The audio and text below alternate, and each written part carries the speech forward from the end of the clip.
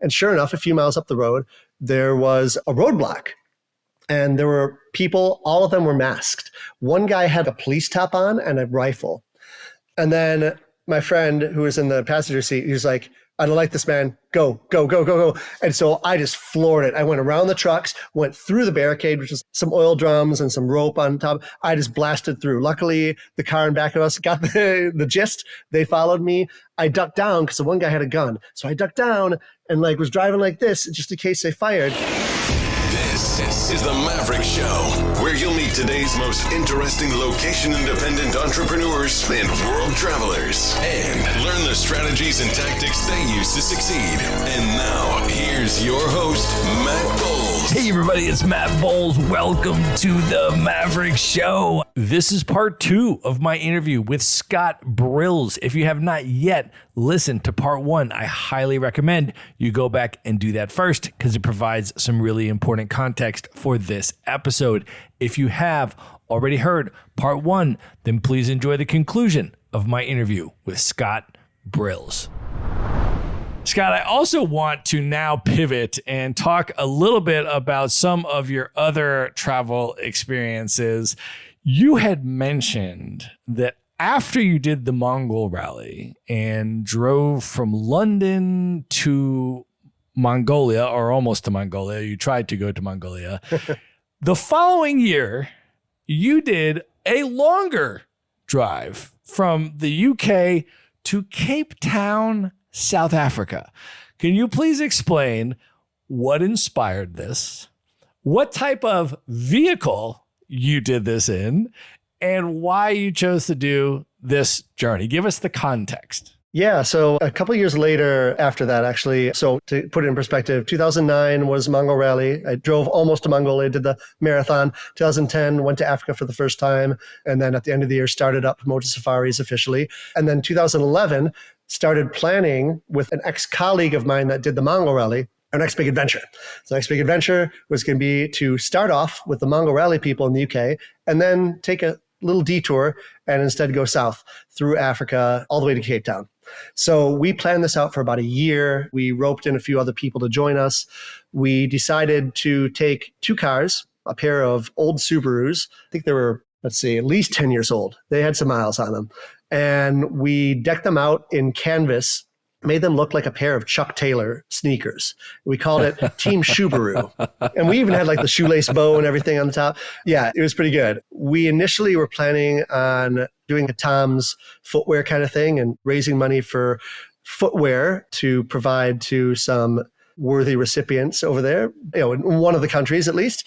But then logistically, it just wasn't feasible. So instead, we actually raised money, over $50,000 for a few other charities, including Charity Water, Mercy Corps, and we helped build some wells, provide some clean drinking water. We helped provide locally sourced clothing to a few orphanages in Ethiopia, in Tanzania.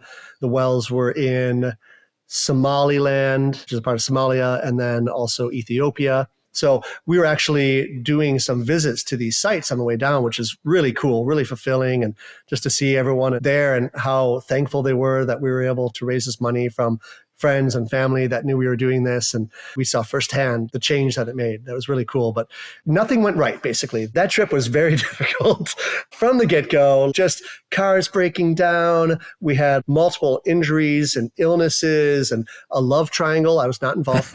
We had a bandit attack. Sudan wouldn't let us in the country. We had to live in Aswan, southern Egypt for 5 weeks while we tried to make inroads with the government to be let into the country because there's no way around that.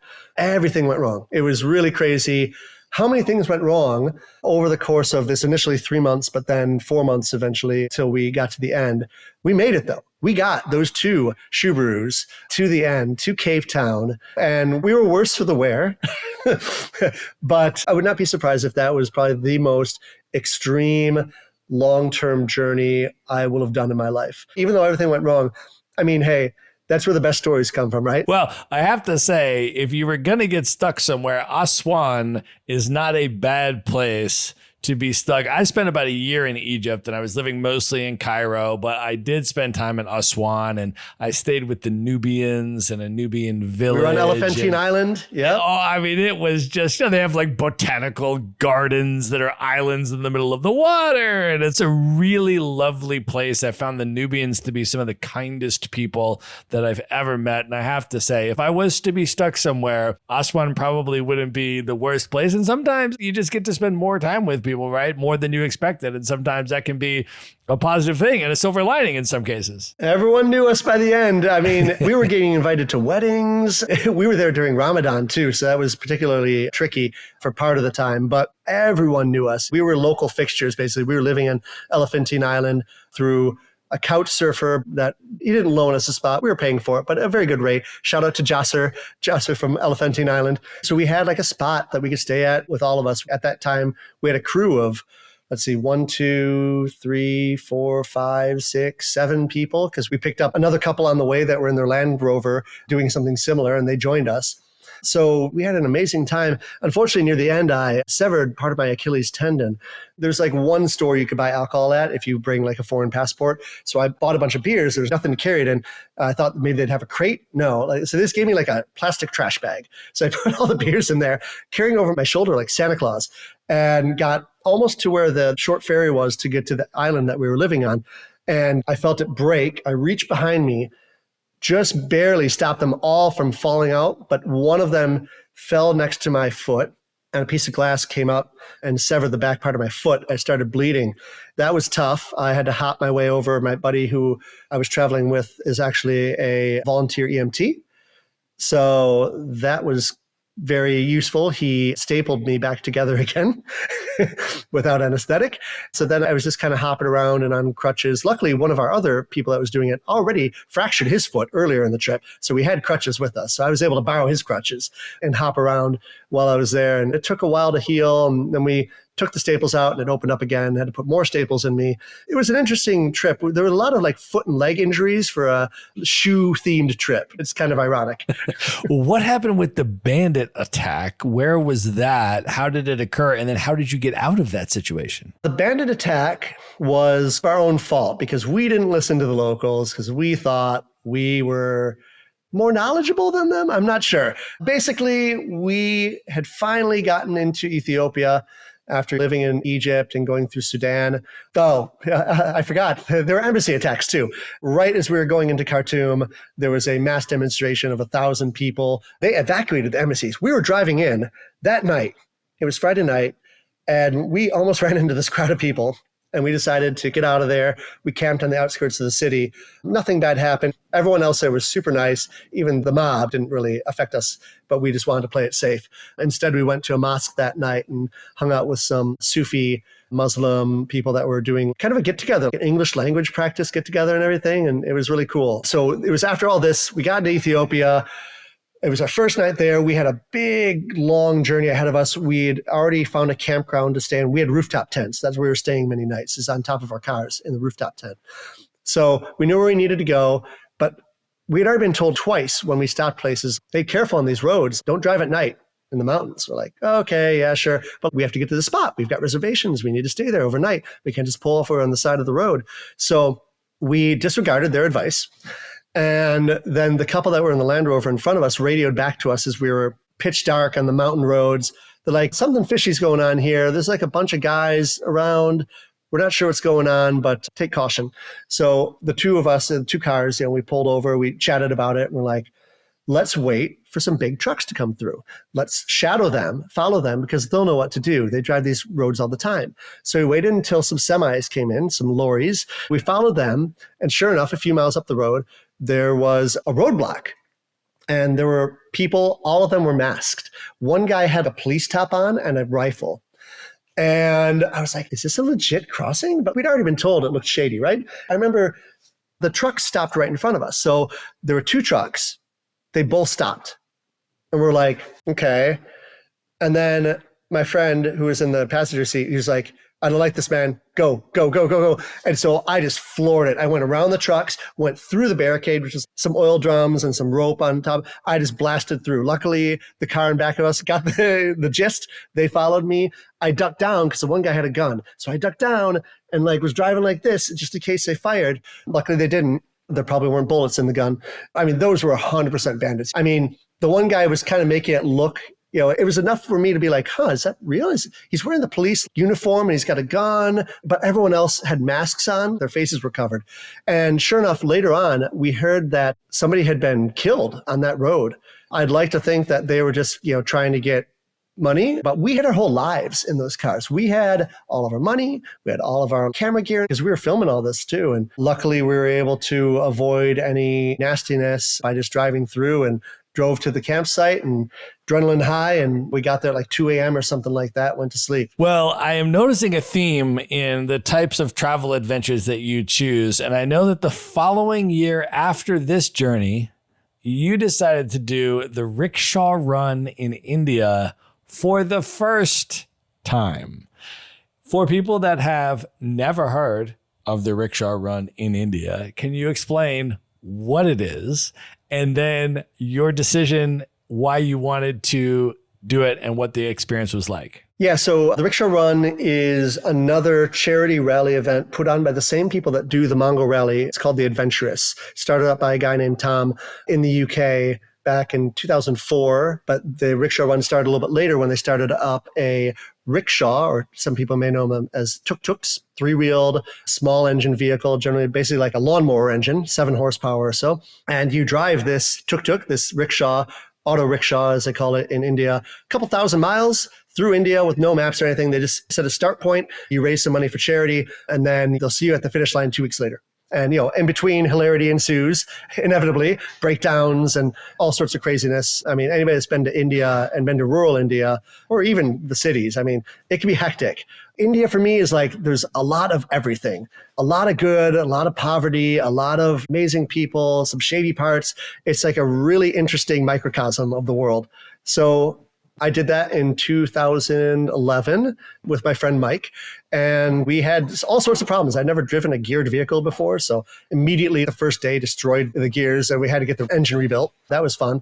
All this led to all sorts of cool detours. Again, we didn't have any maps, so we were just going willy-nilly through it. We went through southern Nepal as well, and we had one heck of an adventure, so much so that after 3 years had passed and I forgot all of the negative parts of the trips, most of which were caused by us, just lack of knowledge. I did it again.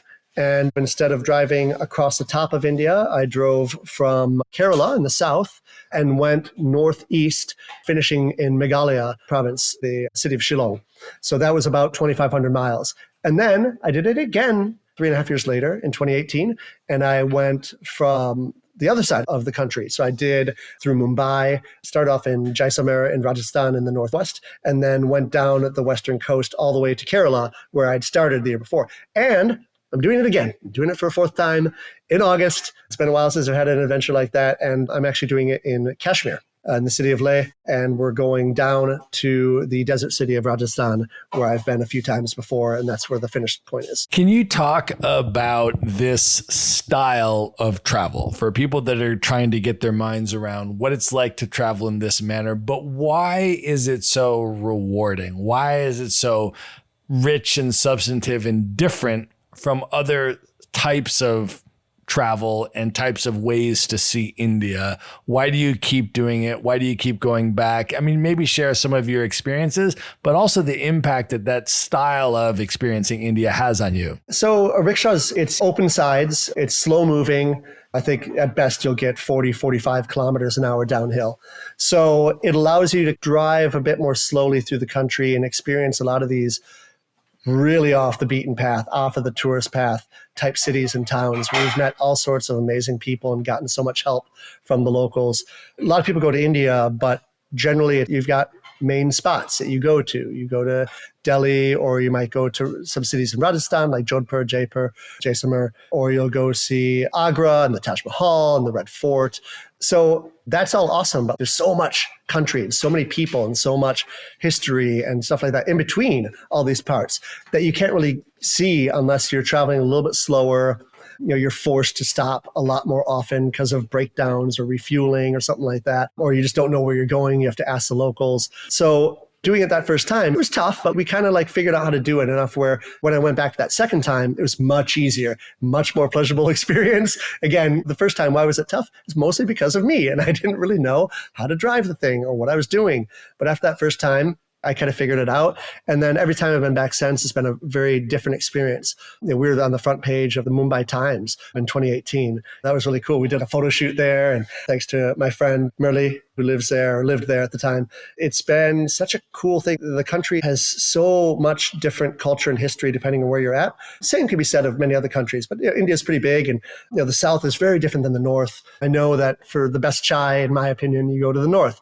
And for the best spicy food, you go to the South. And if you want some good idli, you go to the South as well. And I'm a big foodie, so food is definitely a part of the adventure for me. And it's really cool traveling along 2,500 miles, how the food and culture and architect and fashion styles and all that change. Because you're going in a straight line, but you're going northeast, northwest, east to west. It's so different, and it gives you a totally different way of doing it.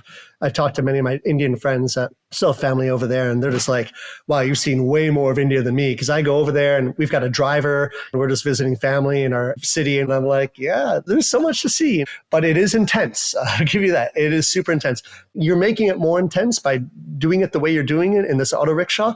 But you'll stop somewhere and all these people surround you because they don't usually see foreigners there. They want to learn about you, and somebody will speak English and they'll be like, oh, hello, how are you? What is your name? Where are you from? Some children will come up to you with notebooks and ask for your autograph. You're going to really far off places there. You can't do that on the tourist circuit or going through a tour company. It's a lot more difficult to have those experiences. And I love those more authentic experiences, of course. Well, I want to circle back now to your connection and your deepening connection with Japan. We talked about your initial experience there, the study abroad, connecting with the language and how transformative that was. And you mentioned that it really impacted the entire trajectory of your life. And I want to circle back now and sort of build on and go through some of that trajectory. For me, Japan is just a mind-blowing place. I mean, I have been back 3 different times for about 1 month each. And the first time I went to Tokyo, and it was just like, I mean, my eyes were just wide open. I was like, this is unlike anything I've ever seen. People are like, what is Tokyo like? I'm like, it's not like anything else that I've ever seen. You just have to go there. It's its own thing. It's like its own planet. Just go, but it will blow your mind. And so I went to Tokyo for an entire month, didn't leave the city, just stayed in Tokyo the whole month. I wanted as much of it as I could get. And then I left. And then I came back and I went to Osaka for a month. And I was based in Osaka for a month. And then I came back a third time and I went to Kyoto for a month. And I was just, what? I was like, this place is completely magical. It's entirely different than Tokyo. I love them both, but in totally different ways.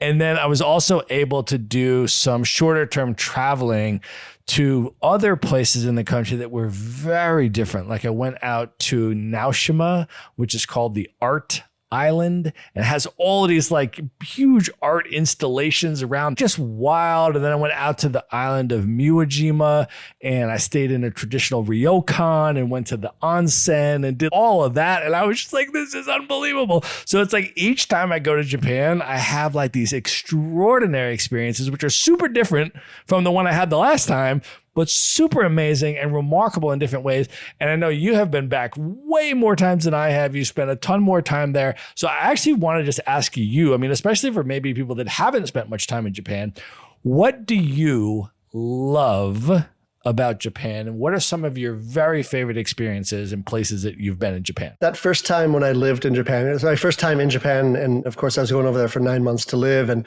we were taking 3 semesters of college credits. So I got into Japanese history, architecture, religion, business, government. We had courses on all this stuff. So it was a real deep dive while you're living over there.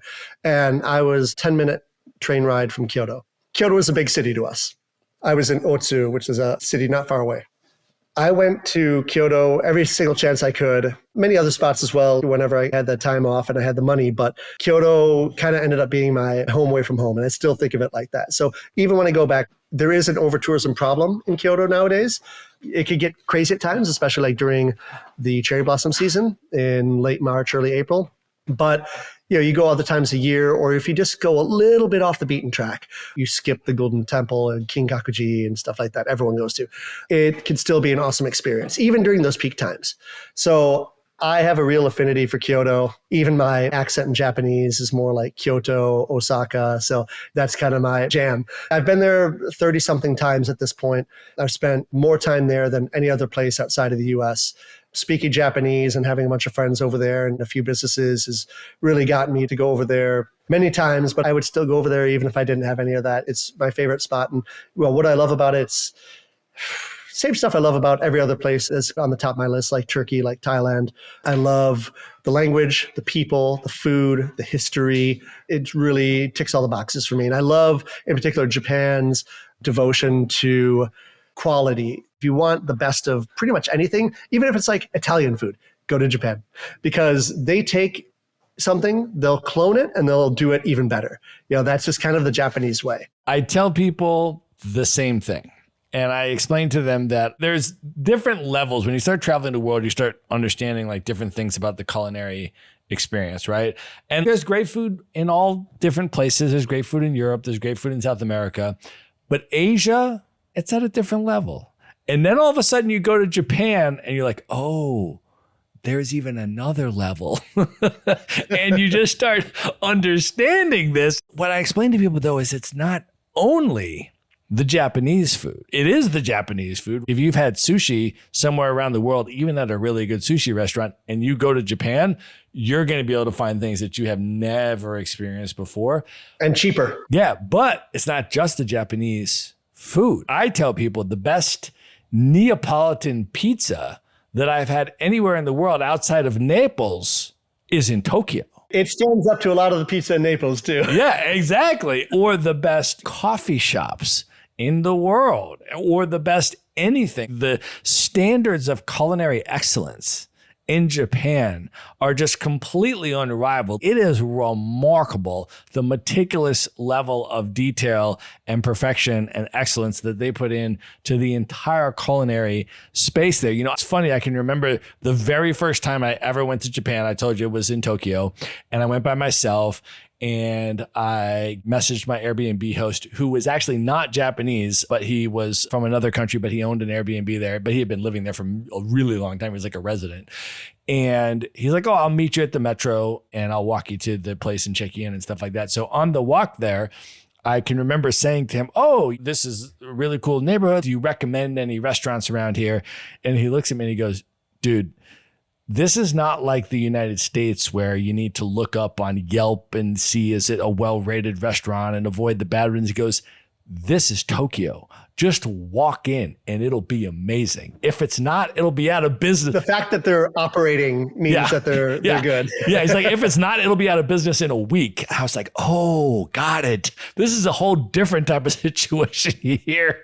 But I want to ask about that in terms of your connection with the food and the culinary scene and how you eventually started doing food tours and allowing people to experience the food, but then also the cultural immersion into the country through the lens and experience of food. Let's see, I guess it was right after the Africa drive in 2012. So soon after that, I was starting to find other people that were kind of doing what I was doing, entrepreneurs, digital nomads, for the first time in my life. I was doing it kind of on my own for a while before that. So I decided to then take a group of friends over to Japan because I loved it so much. I was like, hey, I can speak Japanese. I could show you around. Is anybody interested? And people were interested. It was a group of, I think, 8 or 9 people that first year, 2014, where I basically just offered my services and just charged at cost. And I was like, hey, I want to show this place I love so much to my friends. It went very well. And I did it again with a different group a couple of years later in 2016. And I realized, what's the main draw here? And I realized food, food was the thing. And for both my trips, we had wide variety of food, street food, all the way up to some Michelin-starred restaurants that I included.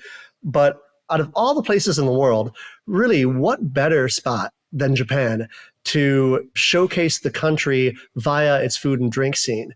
Because it's so great, it's so varied, and also I know a thing or two about it. So I decided from that point on to make it into a thing. It's more of a passion project that I've done now for over 10 years, but I open it up to other people as well. Still small group, 7 people at a time, no more than that, because as you know, you can't get into some spots if you've got more than 8 people, and 8 people is already tough. It's tough to make that happen in some places. So I decided to actually start up my company, Eat Japan. What I do is I take people on a 10, 11-day food tour, and I introduce Japan to them. Most of the time, it's their first time. Many of my guests, it's their first time. And I'll show Japan through its food. We'll go to multiple Michelin-starred restaurants. We'll hang out with my chef friends. We'll go to visit sake breweries, tea fields, and stuff like that. It's not all food and drink, but that's kind of the main vehicle that I use to enter the country with. This March, I'm doing 3 back-to-back, which will be nuts. It's like 33 days of guiding, which I've never done before. But I'm looking forward to it. And I generally do it in springtime, which is the off-season for safaris, coincidentally. So I'm able to leave everything to my partner, and everything's going pretty slowly because it's a rainy season over there. And I go to Japan for a couple months, make some money on the side. I'll do what I love. I get paid to eat and drink in Japan with fun people. And yeah, it's perfect. I remember thinking way back when, if I could just get paid to go to Japan, that's my dream job. And I was thinking like, oh, I'm going to work for a Japanese company. I'll have some work trips over to Japan. This is way better. Yeah, I much prefer this. Amazing. So for folks that are listening to this and would be interested in an Eat Japan trip to see what you've got coming up, how can they learn more about that? Eatjapan.com. I only do a few a year. They sell out pretty quickly. I generally release them after the current year is done. Maybe this year will be like in May. And I only do 7 per trip. If I sell out a trip, I may open up another one. I may not. It just kind of depends on the schedule for that year. And I usually only do it in the March, April timeframe, which is when the cherry blossoms happen. A lot of people want to go over there then anyway, so it kind of dovetails nicely. I am open for private trips, depending on my schedule throughout the year. It just depends if we're able to kind of wrangle a group together. But I just had a friend ask me about that the other day. He's like, hey, I've told my friends and they really want to do it. And I said, can we do a trip on our own? And I just kind of sell out the whole thing myself. And I'm like, yeah, sure. If you get at least 5 people together, I'm cool to do that. It's a lot of time, even beforehand, planning out the itinerary, getting all the reservations. It's a lot of work, not even counting in the nonstop tour guiding and translation and stuff on the ground. It's a lot of time, but I love doing it. It's a perfect side business for me. I might take it to the next level at some point, but for right now, it's a fun little thing that I do for small groups a few times a year and had some rave reviews. So I think I'm doing something right. Well, I will say that my perspective on all things culinary in the world is broken into before I went to Japan and after I went to Japan. Yes. Once you go there, it is going to fundamentally shift your perspective on culinary excellence and what is possible and everything else. But it is an absolutely extraordinary place and an amazing experience. I also have to ask you about what you're up to in terms of distilling your own spirits, launching a sake line, a tea company. What are you doing in this realm and what's coming up that people can look forward to? Oh, yeah, that's just the stuff I do in my free time. But I started getting into brewing and distilling in 2017. I actually created tepache, which some people might know. It's like a fermented pineapple beverage that's traditionally made in Mexico. So I started making that and then distilling it into a type of brandy, and then started volunteering at some distilleries just in my free time and connected with them and learned a lot about the industry, and then created my own consulting company called Elusive Spirits. And I just work with some distillers and some brewers around the world and just creating new product lines and new flavors. That's just something I do just on the side. And then my tea company is actually launching this summer. It's supposed to be last summer, but it's a lot of work. It's called Asa Tea, ASAT.com. Right now, I just have an email sign up to let people know when we launch. But I have actually been in Japan and done multiple internships at sake breweries, at tea production, tea blending houses. And when I did my tea internship, I realized that this would actually be a fun business to get into. And I'm already doing stuff in Japan, and how nicely this dovetails into what I'm doing already, which is food and drink related stuff in Japan. I decided to partner with the company I did the internship with and export high-end tea and matcha from Japan to the US and sell online. So that's what we're going to do. And we're going to do single origin teas and custom blends and stuff like that. And I was able to find out a lot about the industry. And I'm in a unique position to do that because I met a lot of other people in the tea industry over there from abroad that were visiting. None of them know Japanese. I was kind of surprised. So they don't have the connections and the experience that I do. So I partner with a friend that's also into tea, and we're going to launch that this summer. Amazing. For folks that would like to get more information, get on that email list and so forth, how can they do that? ASAT.com, Asa Tea, and it means morning tea. And why did I pick that name? Well, not only do you tend to drink tea oftentimes in the morning, but while I was on that internship, a big part of it was waking up at 2 a.m. each morning and then going to the tea company and taste testing 25 to 30 teas. First thing in the morning. You had to be done by 5 a.m. so that they knew which teas they wanted to order that were harvested the day before. And then they would order 40, 80 kilograms of tea and be shipped to them the next day. So unless you taste tested them and figured out what you wanted that quickly, other companies are going to get it. I went there with my host father every morning, 2 o'clock, and I was buzzing by the time it was 5 a.m. because I'm actually kind of sensitive to caffeine. And so it was quite the experience. So I'll always remember those early mornings at the tea blendery trying out these different teas. All right. So Scott, I have to ask you for some of your tips and reflections now, since you've been for over 20 years traveling the world and building businesses and all of this. The first thing that I want to ask you is for your tips on language learning. You speak 5 languages now, and I want to just ask for people that are maybe at the earlier stage, or maybe people that feel like you did when you were in your Spanish class and think maybe this is hard. Maybe I'm not very good at languages. Seems like other people can learn them easier than I can. What tips do you have on language learning, both in terms of why it's really important to you and the value that you found in learning these languages and why people should put effort into it, but then also how you have found the ability to learn so many languages and, any direction you would point people into? Like I said, learning Japanese is probably one of the most important decisions in my life, and I'm so glad I did it. And I was coming from a place of thinking I wasn't good at languages. Straight C student in Spanish class for year 1 and 2 of high school. It made all the difference in just me having an interest in the language and a reason for doing it and not being forced to do it.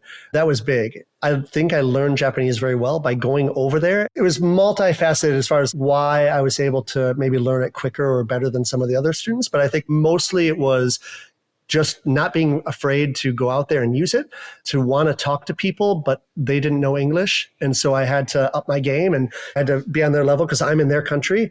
And just going out there and just talking, not being afraid to fail, not being afraid to make a mistake in the language. I mean, for the first few months, I think I was telling girls that I didn't want a girlfriend. And they'd ask, "Oh, do you have a girlfriend?"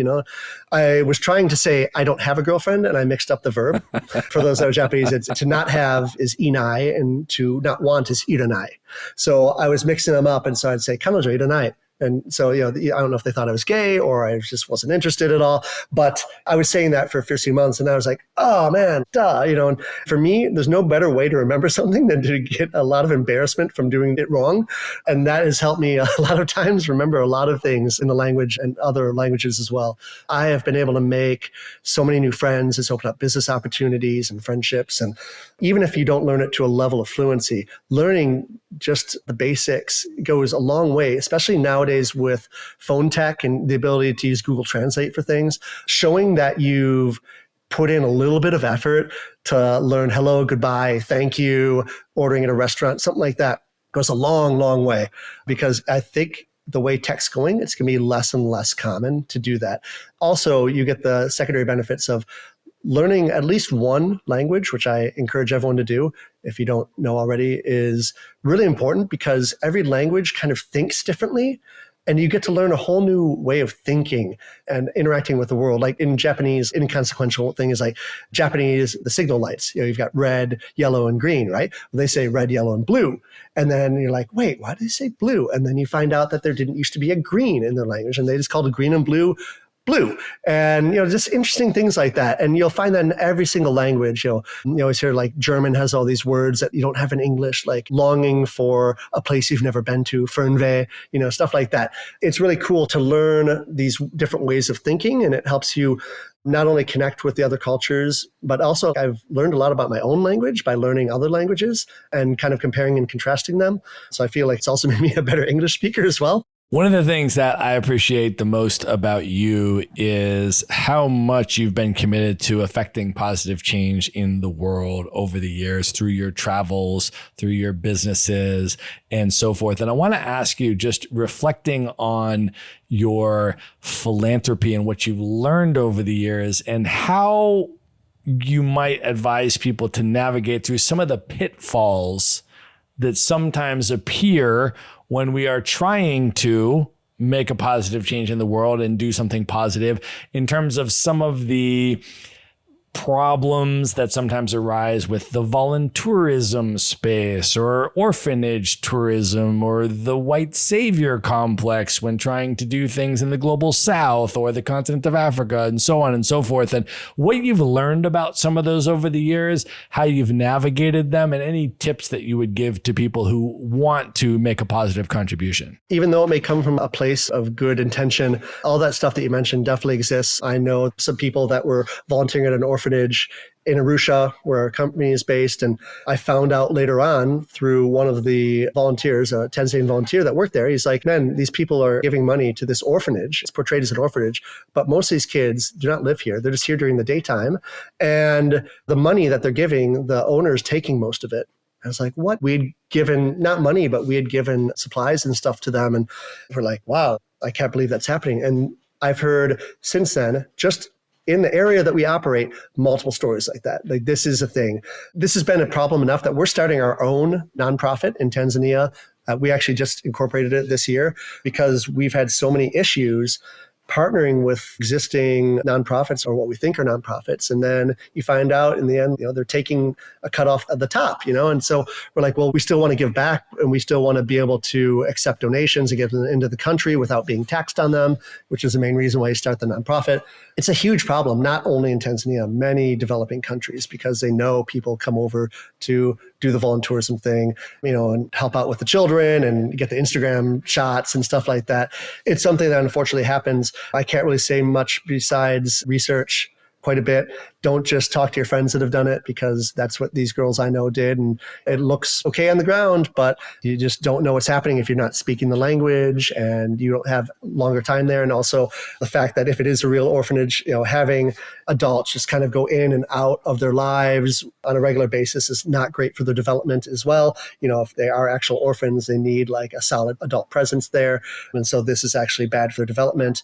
There's a lot of education that needs to be done before you should sign up for that. And even when you're donating money to causes overseas, you just have to educate yourself and do your own research. Well, I also want to ask you about some of your lessons from your entrepreneurial journey. You have been building successful businesses for over 20 years now, and you've been building them while traveling the world. And I want to ask if you can reflect back on the last couple decades and share some of the biggest business lessons that you might give to particularly remote or digital nomad business owners today that might be at the earlier stage of their journey? Yeah, I was starting it up at a time when my initial company doing the web design and IT, and then even the Safari company, where it wasn't normal to be working on the road. Internet was crappier. They're like, oh, you're just playing, you're just traveling, I'm like, no, I'm working over there. I'm like, oh, okay, sure. Now especially after the pandemic, it's become more normalized. And so I think people won't have to go through as much friction in that way. What I found for me is basically traveling slower helps a lot, especially if you're starting off something. It's going to take time. It'll take you a year or two, and you have to budget that into your plans and travel slower. There have been times where during the year I've traveled to a new spot every 3.25 days on average. That is awful productivity. I can tell you right away, it's awful, awful, awful. And I thought I could have my cake and eat it too. And you really need to stay somewhere. I thought then I'm going to stay somewhere for longer and I'll really focus on work. It was like, I'm going to stay somewhere for a whole month. That was a long time for me.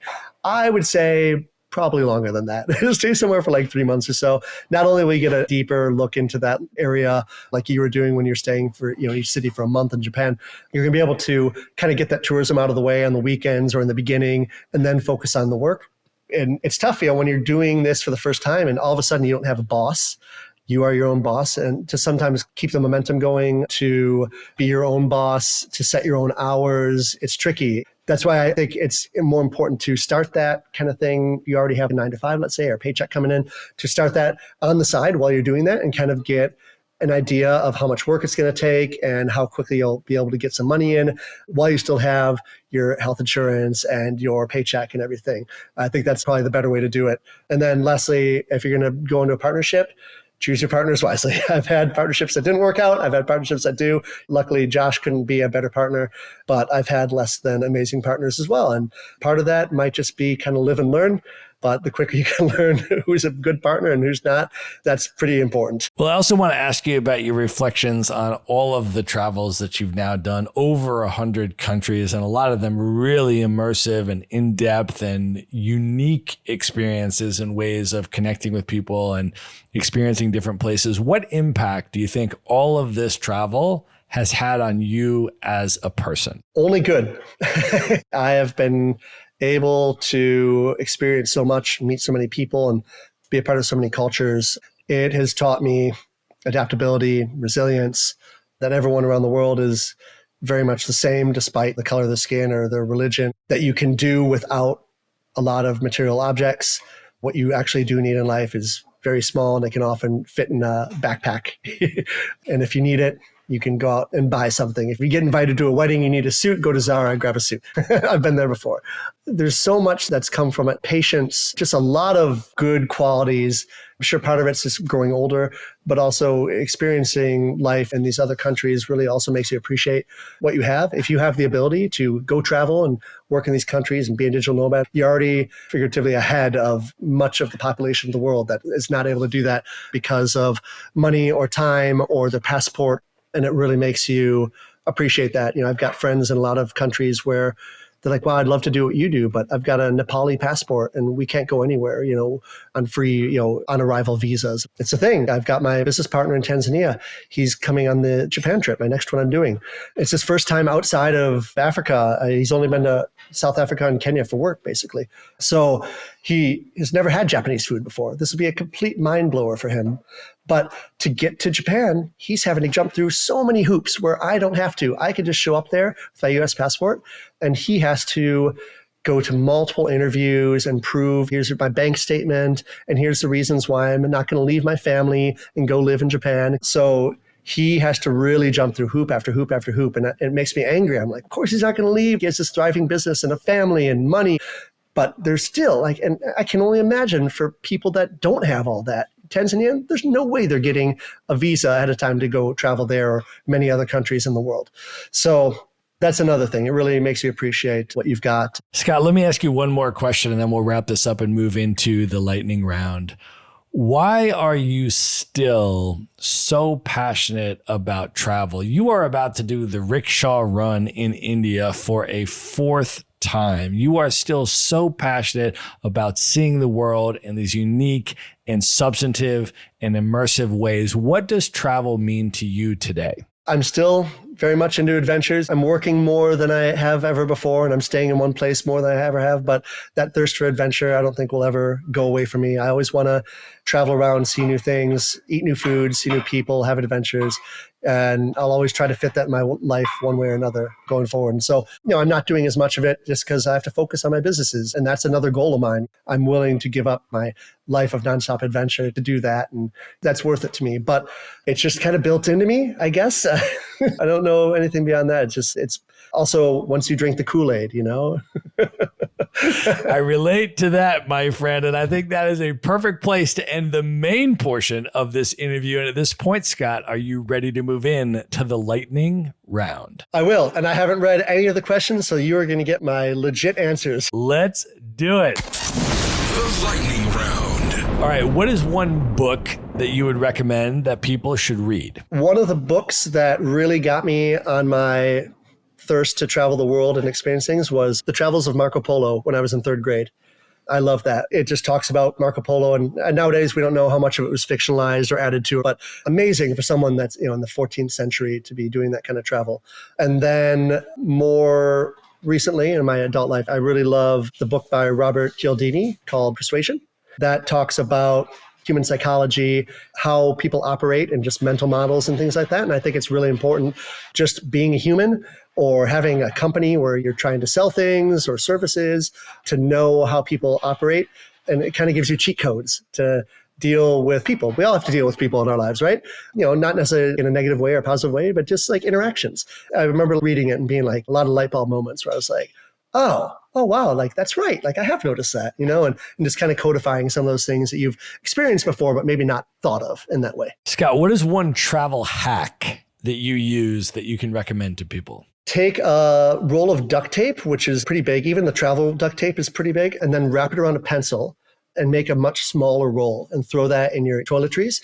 Man, I use that all the time. My number one thing I use that for is I cover those bright ass LEDs. They're in so many hotel rooms on like the TV or the smoke detector or whatever. And I cover those things because they're just like blasting light into the room. I'm really light sensitive, and you sleep so much better when you've got a dark room. I tear off little pieces of that Brillo tape or duct tape and I throw it on those bright LEDs. Another thing is to use a binder clip.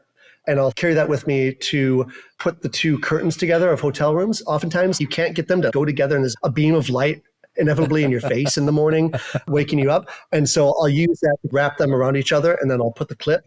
The trick is to remember to take the clip with you when you leave. I've definitely lost a few of those, but those are two very low cost, high value tips I have. Scott, what is one piece of advice that you would give to your 18-year-old self, knowing everything that you know now?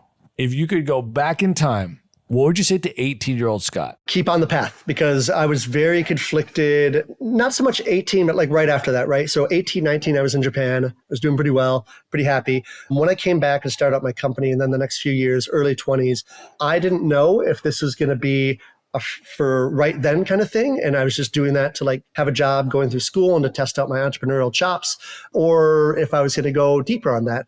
And I definitely had a few years where I was, am I just doing this till I get a real job, And my parents would cut out newspaper clippings at the time and like, they're looking for someone over here for web development and stuff like that. And, they were waiting for me to get that real job. I'd about to graduate, or I just graduated. And yeah, I'm happy I stayed on that path instead of getting a 9-to-5 job. Not that I wouldn't have used that in another way to gain experience and connections and stuff like that. But in the end, everything turned out well. Just, it took a while. It took a while to build the momentum to feel confident in yourself, to then sell yourself and your goods or services to others, and then make enough money to support yourself to the point where you're like, I don't need a normal job. I could keep working for myself. Okay. Of all of the places you have now traveled in 100 plus countries, other than Tanzania and Japan, which we know are very deeply enshrined in your heart, what are 3 other travel destinations that you would most recommend people should definitely check out? Turkey, Thailand.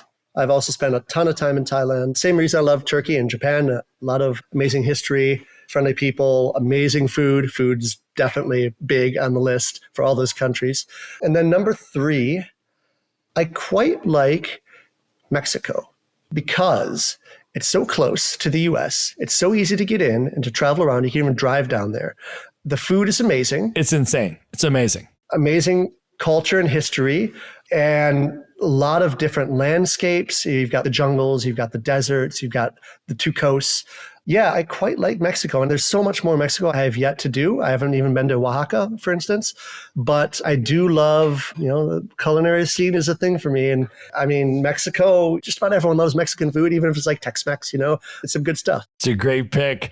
All right, Scott, we have now come to the most important question of this interview. I am about to ask you to name your top 5 hip hop MCs of all time. But before you name your 5, can you share a little bit about what hip hop means to you, why you love hip hop, and maybe give people a little context on growing up in Detroit and your connection with hip hop? Yeah, initially I was introduced to hip hop through, I don't know if you'd call it faux hip hop or not, but MC Hammer, Vanilla Ice. That was my first concert, by the way. I went to the MC Hammer You Can't Touch This tour in Buffalo, New York, and Vanilla Ice was the opening act. So whoa, that's right, brother. 2 for 1. That's it, man. And I kind of went from there, and I was really into music. I would just listen to the radio all the time.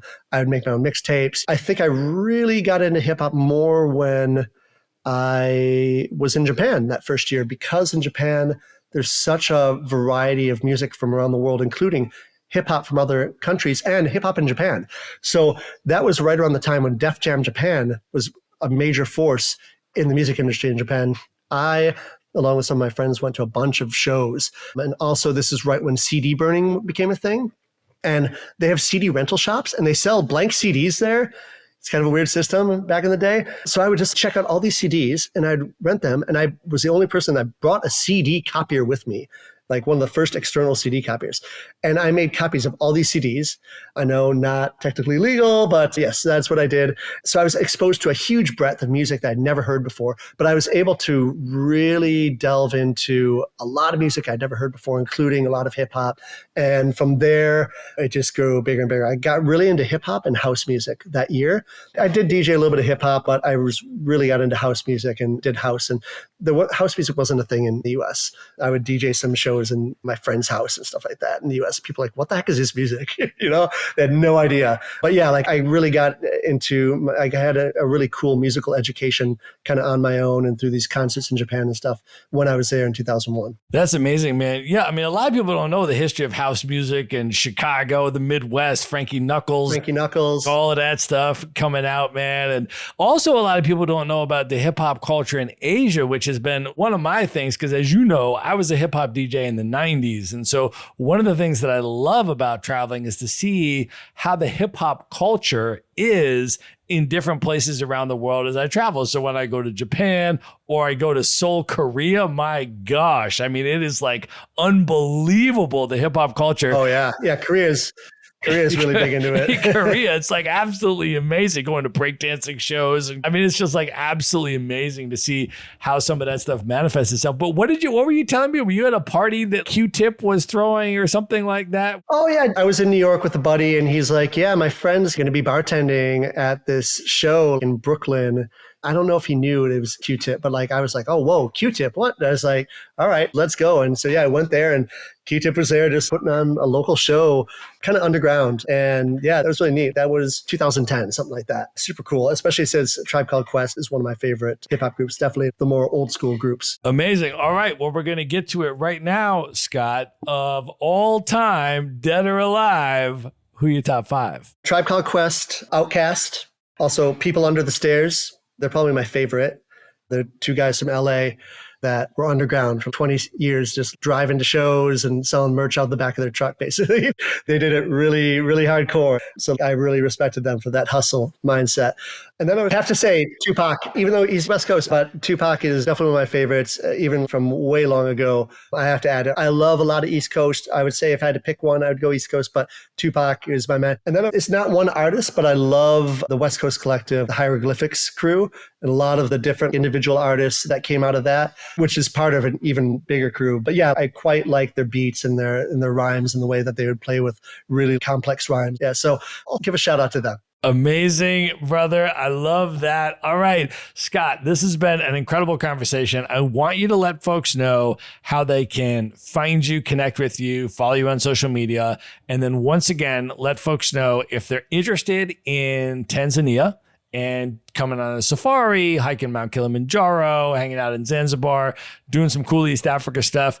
How can they do that and get the special Maverick Show incentive? And then if folks are interested in coming to Japan, how they can learn more about that and anything else you want to let people know about how you want them to come into your world. Yeah. So, I mean, easiest way is probably to go to the show notes on this episode and click on the links. So you've got Eat Japan, which is small group tours, only a few a year. If you want to do that, hit me up now. Just let me know, because there's already people signed up for 2026, not signed up, but like they said they want to go. It'll sell out quick. For safaris, pamojasafaris.com, P as in Paul, Pamoja, safaris.com. And we do trips all year round, custom private trips for solo travelers all the way up to families, couples, groups of people. And we can put together the perfect itinerary for you. Also, if you want to climb Kilimanjaro separately or together with Safari, we can make that happen as well.